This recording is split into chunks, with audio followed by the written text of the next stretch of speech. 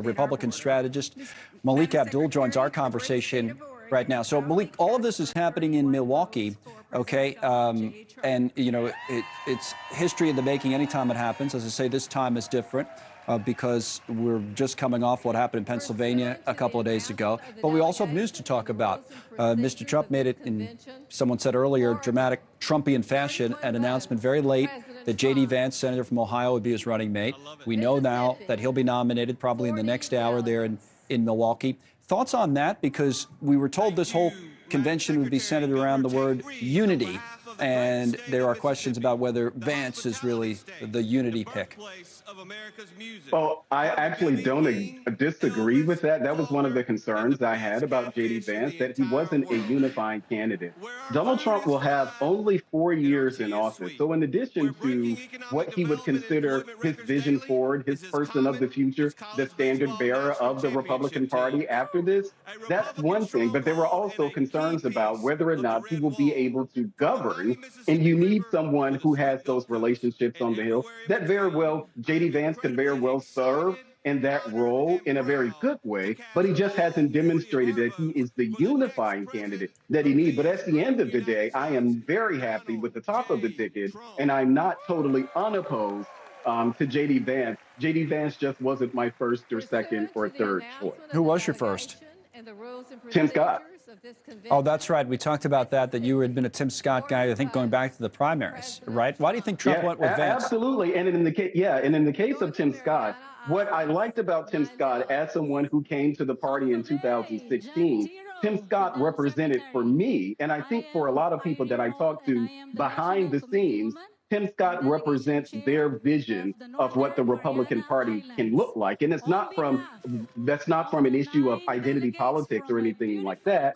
Tim Scott represents a moderate version of the Republican Party that I'm attracted to. J.D. Vance doesn't have that, but J.D. Vance, as the vice president, will have the opportunity to warm over people much like me. Tom, interesting that you said it in passing, but it's important, I think.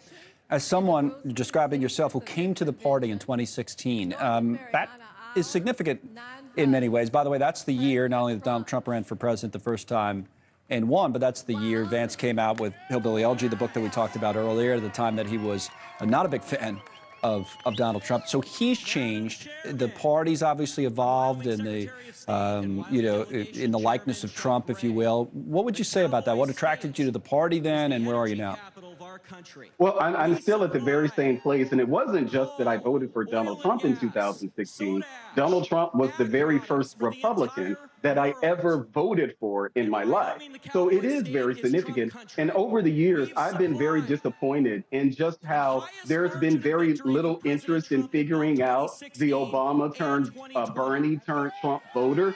We're just lumped in with everyone else. I wore my MAGA hat just like others, just like many others, but there was no interest in finding out who we actually are. And for many of us, I talk to them all the time. They may say one thing on television, but they say something very different behind closed doors. And so, as I've been on this network many times, you don't see me going after Democrats, really assigning negative personal characteristics to Democrats, because most people that I know are Democrats. Most of my family, all of them are Democrats. But I think that J.D. Vance, this is more of a base pick.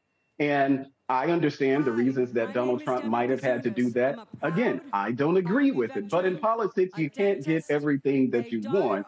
So I'm okay with a J.D. Vance, even though he wasn't at the top of my list. Very interesting. Thank you, Melik, as always. Melik Abdul. Thanks so much for watching. Just go to joinnn.com to find NewsNation on your television provider. And don't forget to click the red subscribe button below to get more of NewsNation's fact-driven, unbiased coverage.